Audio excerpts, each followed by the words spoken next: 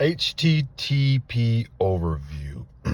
So HTTP 1.1 RFC 7230-7235.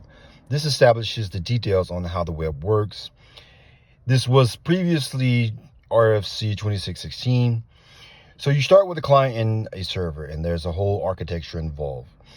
And that includes, it starts with a client which sends a request, a server which responds to that request. And now you've got these intermediate points in between the client and the server request. It's usually a proxy, a firewall, a gateway device, and it's usually over TCP/IP. That's the protocol that governs this transmission. And the TC port is 80, or it's also 443, or port 22, or port 35. There's a range of ports 0 through 65,000.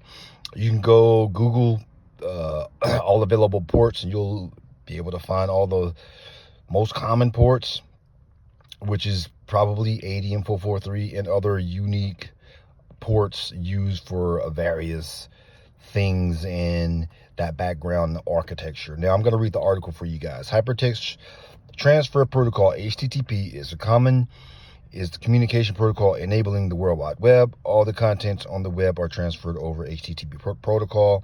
And the details of this protocol are described in IETF RFC 7230-7235.